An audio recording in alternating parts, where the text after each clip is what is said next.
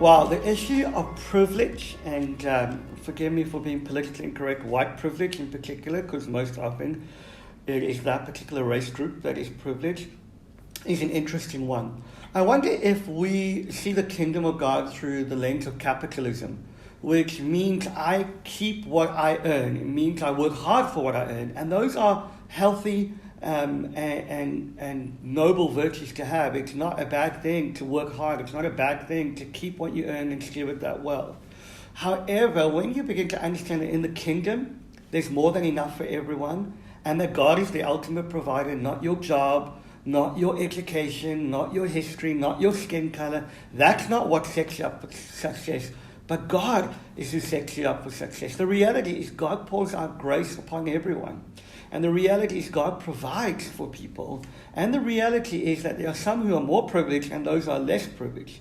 And that in a kingdom lens, the issue is not trying to simply bring an equal playing field for everyone. The issue is us being liberal with all that we have, because it all belongs to God. It means that I have a heart of generosity, and sustainable generosity at that. It means that I wanted to give into things that actually make a difference.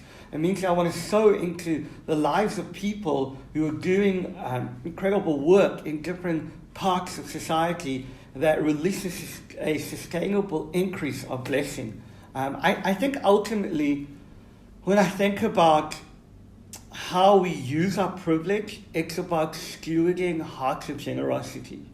It's about making sure that we educate and uplift. It's making sure that we give into spaces that we maybe can't have a direct impact into. But more than that, it's about realizing that your house, your car, your job is all given to you because God's been kind. Which then means I don't own it, I don't keep it. It means that I actually live a life of faith. And when God moves upon my heart to give tens of thousands of rands or dollars away, I do that because I realize I'm stewarding what He's given me, irrespective of where I'm at in life. And I think when you live like that, you start to see the needs of others. You start to think through the lens of how do I equip. I think in my South African context, we have domestic helpers that help in our homes. And for many of my friends, they've had a domestic helper for their whole life. Yet that domestic helper doesn't share in inheritance, doesn't share in land, doesn't share in education. And so Kathy and I have made a decision in terms of how we work with our domestic helper to not just pay her a salary, but to pay her a living wage, which means it's far above what normal domestic helpers get. Not because we have the money, but because we think that's fair. That's what the kingdom looks like. Not only that, we're working hard at getting a driver's license so that she can actually have better prospects for a job in the next job that she goes to. I'm trying to work her out of the context of simply working for us for a below minimum wage. No, we want to bless. We want to give way above. We want to share our wealth in terms of genuine equity so that her next season in life, she starts off on a better platform because God blessed us. Because I realized that I am blessed to be a blessing.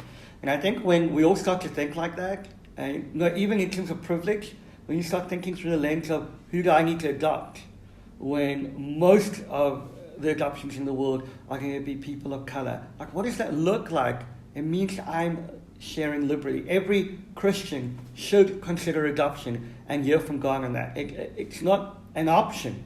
It doesn't mean you have to adopt, but it does mean you have to ask God, does this look like me helping lift people up into a new place of freedom?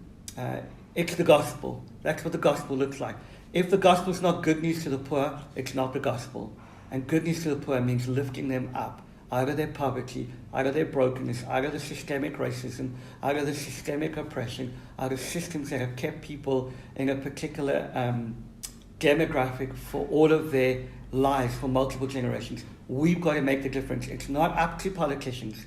The kingdom is good news. It's not about who you vote for. It's not about the policy or the party that's in power. It's about the church taking responsibility according to the Bible for widows and the orphans, for the broken and the hurting. When we do that, things change, societies change, and we become the hope of the world.